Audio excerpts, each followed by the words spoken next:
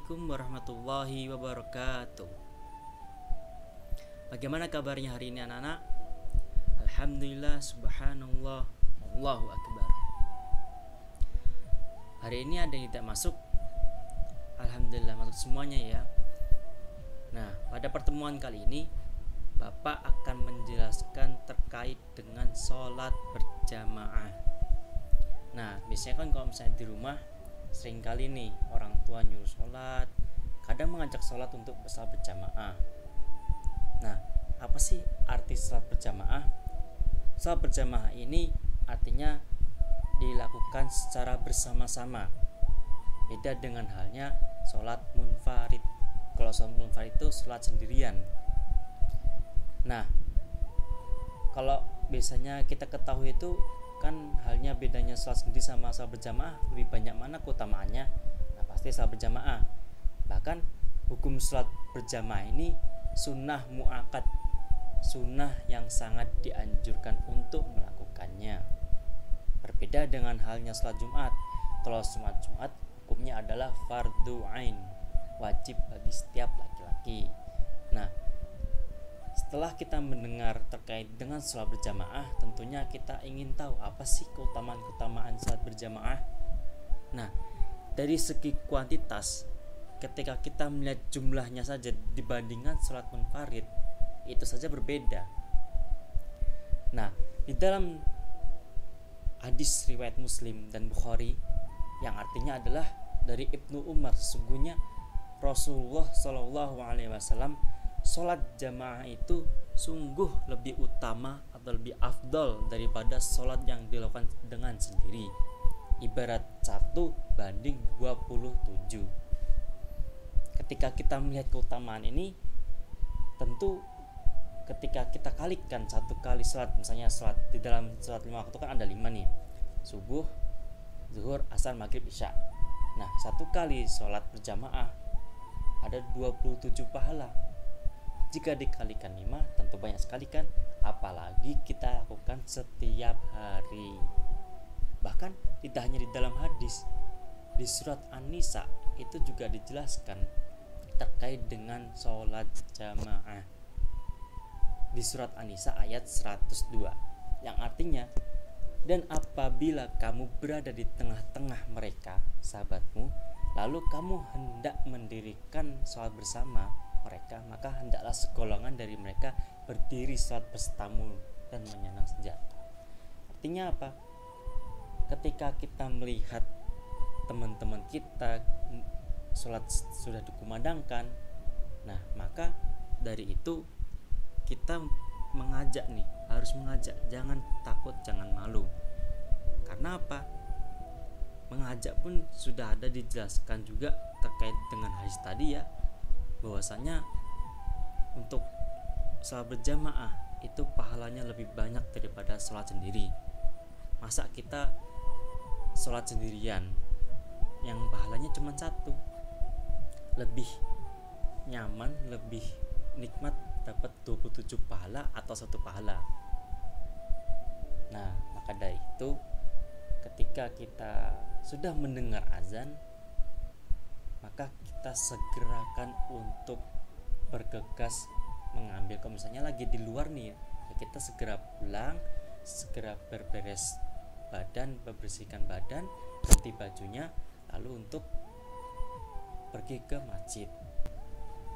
Nah, tapi seringkali ketika kita melihat di luar sana banyak sekali orang-orang yang menyepelekan sholat jamaah. Padahal sholat jamaah itu lebih banyak pahalanya, bahkan keutamaannya dibanding sholat sendirian. Selain keutamaan melipat gandakan pahala 27 pahala sholat berjamaah ya, itu ada juga keutamaan yang lainnya, yaitu mereka yang melakukan sholat secara berjamaah akan terhindar dari gangguan syaitan. Hal ini sesuai dengan sabda Rasulullah SAW yang artinya, tidaklah 3 orang di suatu desa atau lembah yang tidak didirikan sholat berjamaah di lingkungan mereka, melainkan setan telah menguasai mereka. Karena itu, tetaplah kalian sholat berjamaah, karena sesungguhnya serigala itu akan menerkam kambing yang sendirian, yang tertinggal dari jauh kawan-kawannya. Artinya apa? Sholat sendirian itu rasanya tergoda dengan setan itu sangat besar sekali. Beda dengan misalnya sholat berjamaah. Ya walaupun memang ada godaannya, tetapi kekuatan kita dalam sholat berjamaah akan terasa lebih, masya Allah, sangat indah sekali ketika sholat berjamaah ya. Lalu keutamaan yang lainnya apa lagi? Allah Subhanahu wa taala akan menaunginya di hari kiamat kelak. Jadi Rasulullah SAW pernah bersabda, ada 7 golongan yang akan dinaungi oleh Allah, yang tidak ada naungan kecuali naungannya imam yang adil, pemuda yang tumbuh dalam beribadah kepada Rabb-nya, seorang yang hatinya bergantung kepada masjid-masjid, 2 orang yang saling mencintai karena Allah, berkumpul dan berpisah karenanya, seseorang yang diinginkan oleh wanita yang memiliki kedudukan dan kecintaan, maka ia mengatakan, sesungguhnya aku takut pada Allah. Sungguh seorang yang bersedekah dengan sembunyi-sembunyi sehingga tangan kirinya tidak mengetahui apa yang dinafkahkan oleh tangan kanannya, dan seorang yang mengingat Allah dalam keadaan sepi lalu kedua matanya berlinang. Hadis riwayat Bukhari Muslim. Dari 7 golongan tadi, ada seseorang hatinya itu terpaut dengan masjid. Jadi dia dekat dengan masjid, kemana-mana ketika sudah berkumandang azan, maka dia segera ke masjid setelah berjamaah. Nah, lalu ada juga keutamaan yang lainnya. Allah Subhanahu wa taala akan menghapuskan kesalahan-kesalahan bagi mereka salat berjamaah serta akan meninggikan derajat mereka. Nah, seperti yang tadi Bapak saya sampaikan di awal tadi, ketika sudah berkumandang azan, maka bersegeralah untuk mempersiapkan diri untuk berangkat ke masjid, yaitu melakukan sholat berjamaah. Bahkan setiap langkah kita tadi itu akan mendapatkan pahala. Rasulullah SAW bersabda, maukah aku tunjukkan kepada kalian tentang perkara yang akan menghapuskan kesalahan-kesalahan dan juga mengangkat beberapa derajat? Para sahabat menjawab, tentu ya Rasulullah. Beliau bersabda, yang pertama yaitu menyempurnakan wudhu pada saat yang tidak disukai. Lalu yang kedua, banyak melangkah ke masjid-masjid. Dan yang terakhir, menunggu sholat setelah melaksanakan sholat. Maka itulah arti berjuang di jalan Allah. Itulah berjuang di jalan Allah. Artinya apa? Ketika azan berkumandang, maka kita segera melakukan persiapan diri untuk ke masjid, mempersiapkan diri, dan lebih utamanya lagi kita mengajak kepada teman-teman yang lainnya, ayo segera sholat. Ya memang walaupun memang ketika kita mengajak kepada mereka tidak semuanya ikut, tetapi kita sudah berusaha semaksimal mungkin, yang insya Allah dengan apa yang kita ajak ke mereka dengan kebaikan ini akan mendapatkan pahala terus ya, masya Allah. Setelah berjamaah pahala, mengajak pahala, langkah kita ke masjid pahala, derajat kita tinggikan. Begitu luar biasanya Allah memuliakan orang yang ingin berbuat kebaikan, bahkan dalam sholat pun juga demikian. Lebih utama lagi setelah berjamaah. Dan juga utamaan yang lainnya apa? Allah Subhanahu wa taala akan menjanjikan surga bagi mereka yang sholat berjamaah. Jadi di sini Rasulullah SAW bersabda, ada 3 golongan yang dijamin oleh Allah Ta'ala. Yang pertama adalah berperang, keluar untuk berperang di jalan Allah, maka ia dijamin Allah hingga dia mewafatkannya, lalu memasukkannya di dalam surga. Lalu yang kedua, orang yang pergi ke masjid, maka ia dijamin oleh Allah Subhanahu wa taala, dia mewafatkannya lalu masukkannya dalam surga. Dan orang yang masuk ke dalam rumahnya mengucapkan salam, maka ia dijamin oleh Allah Subhanahu wa taala. Hadis riwayat Abu Daud. Jadi di salah satu golongan ini Allah menjamin bagi siapa saja orang yang pergi masjid maka ia akan dijamin oleh Allah Subhanahu wa taala. Bahkan di sini ada juga mengucapkan salam. Ketika pulang dari masjid, kita jangan lupa mengucapkan salam. Nah, betapa luar biasanya ya, pahalanya sudah mendapatkan berlipat ganda di situ. Bahkan ketika kita salat berjamaah pun bagaimana pahalanya dilipat gandakan, dan juga setiap kali kita melakukan salat berjamaah di salat fardu, yaitu salat subuh, zuhur, asar, maghrib dan isya, itu pahalanya ya insya Allah dilipat gandakan. Lalu yang ada juga keutamaan yang lainnya, yaitu bagi mereka yang melaksanakan sholat berjamaah di masjid itu merupakan tamu Allah. Masya Allah. Misalnya ya ketika kita bertamu kepada orang lain, itu orang yang di dalam rumah itu memuliakan tamunya. Nah, kita bertamu kepada Allah, Allah memuliakan hamba-hambanya ketika ingin sholat berjamaah. Barang siapa yang berwudu di rumahnya dengan sempurna kemudian mendatangi masjid, maka ia adalah tamu Allah. Masya Allah sekali ya, ketika kita sholat berjamaah Allah muliakan tamunya. Nah, itulah keutamaan sholat berjamaah.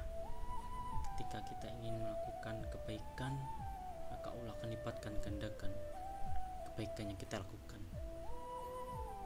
Selain itu juga di dalam rumah Allah ketika kita sholat berjamaah, jangan sampai kita mendahului imam. Artinya apa? Kita mengikuti gerakan imam sebagai makmum kan di belakang, imam di depannya. Nah, jadi setiap apa yang imam lakukan dari takbiratul ihram sampai salam, maka kita ikutin gerakannya, bukan bacaannya loh ya. Jadi dari takbiratul ihram sampai salam jangan sampai juga kita dahului. Jadi ketika imam belum ruku kita sudah ruku, nah itu tidak boleh. Begitu ya anak. Mungkin ada pertanyaan dari anak sekalian? Pak, izin bertanya. Baik, silakan. Kalau misalnya kita ngajak ya teman atau apa gitu, terus mereka kayak kesusahan gitu atau mereka nggak mau gitu, lalu kita ngajaknya bagaimana ya Pak Guru? Soalnya kan ya kita lihat seringkali mereka menolaknya mungkin dengan cara kasar dan sebagainya. Apa kita ngajaknya dengan cara kasar juga atau mungkin bagaimana ya Pak? Terima kasih Pak sebelumnya. Jadi begini, ketika kita ingin mengajak seseorang untuk sholat berjamaah, maka kita ajak dia dengan cara yang halus. Jangan sampai dengan cara yang kita lakukan kepada dia membuat dia tidak nyaman kepada kita. Misalnya nih contoh, misalnya kita biasanya manggilnya apa, bro ya, atau enggak akhi, yuk kita sholat jamaah. Ya walaupun memang berat ya, ayo kita lakukan, pahalanya banyak, Allah muliakan tamunya atau Allah muliakan orang yang ingin sholat berjamaah. Jauh nggak masalah, kita setiap langkah kita itu pahala dan Allah hapuskan dosanya dan meninggikan derajat kita. Nah, kalau misalnya dia tidak mau, ya kita lakukan setiap hari, setiap waktu. Bahkan sholat nggak cuma sekali kan, atau mungkin pas kita lagi main kan zuhur, asar, maghrib ya. Nah, kita ajak aja setiap hari, insya Allah hatinya akan luluh gitu ya. Nah, sekarang aku tanya, di rumah Mulyawan gimana sholat jamaahnya? Untuk Mulyawan sendiri sholat berjamaahnya alhamdulillah aman Pak. Juga mengajak ke teman-teman yang lainnya juga terjagalah Pak, alhamdulillah. Nah, untuk Andi yang tadi bertanya, Bapak tanya balik ya, untuk sholat jamaahnya gimana? Sholat jamaahnya alhamdulillah baik Pak, terjaga. Terus juga mengajak teman-teman juga, keluarga juga, saudara juga, begitu Pak. Masya Allah, alhamdulillah. Ya semoga di kelas ini sholat jamaahnya selalu terjaga ya anak-anak. Mungkin itu saja penjelasan dari Bapak. Kurang lebihnya mohon maaf. Mari kita akhiri dengan doa kafaratul majlis. Subhanakallahumma wa bihamdika asyhadu an la ilaha illa anta astaghfiruka wa atubu ilaik. Wassalamualaikum warahmatullahi wabarakatuh.